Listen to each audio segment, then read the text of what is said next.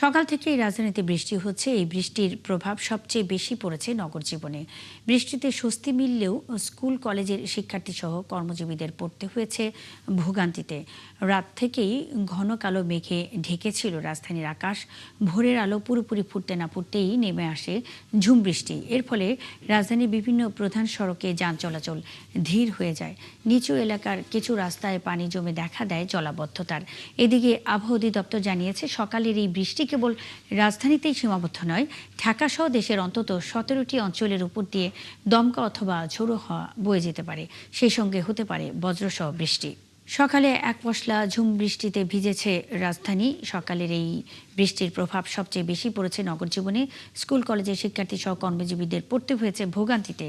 রাজধানীর বৃষ্টি ও আবহাওয়া পরিস্থিতির আরও খবর নিয়ে আমাদের সাথে যোগ দিচ্ছেন সহকর্মী শাহিদুজ্জামান সাকিব। সাকিব, বৃষ্টির কারণে নগরীর কোথাও জলাবদ্ধতা দেখা দিয়েছে কিনা, এছাড়া এই সময় নগরবাসীকে কী ধরনের দুর্ভোগে পড়তে হয়েছে? মুন্নি, স্বস্তির বৃষ্টি হলেও কিন্তু কর্মজীবী মানুষ যারা সকালে অফিস কিংবা স্কুল কলেজে যাওয়ার জন্য বের হয়েছেন তারা কিছুটা বিপাকে পড়েছেন।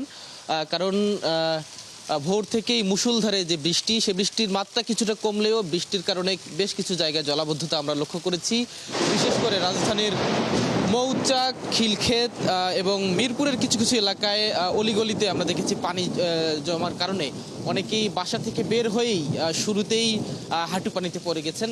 ফলে কিন্তু অনেককে ভিজে এবং পরিপেটে হয়ে তারা আসলে অফিসে পৌঁছতে পারেননি এবং রাস্তায় পানি জমার কারণে যানবাহনের ধীর গতি আমরা লক্ষ্য করছি। ফলে যানজটেও পড়েছেন অনেকেই।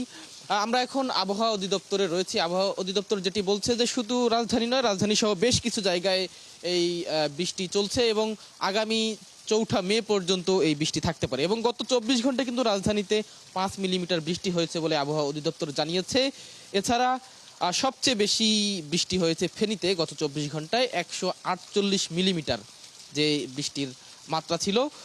গভীর সঞ্চালনশীল মেঘমালা বা বজ্রমেঘ তৈরি অব্যাহত আছে বাংলাদেশের অভ্যন্তরে এবং পার্শ্ববর্তী এলাকায়ও, বিশেষ করে ভারত, মায়ানমার সহ বেশ কয়েকটি দেশে এই বৃষ্টির পরিমাণ রয়েছে।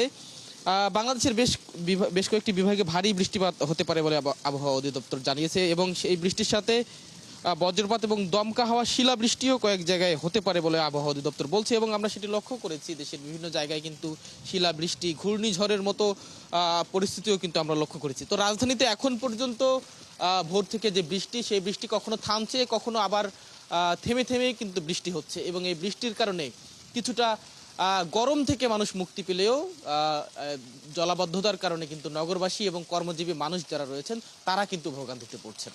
সাকিব, সঙ্গেই থাকবেন। দর্শক, সকাল থেকে রাজধানীতে বৃষ্টি হচ্ছে, এতে ভোগান্তিতে পড়েছেন কর্মজীবী এবং স্কুল কলেজের শিক্ষার্থীরা। এই বিষয়ে সবশেষ খবর নিয়ে শাহিদুজ্জামান সাকিব যুক্ত ছিলেন।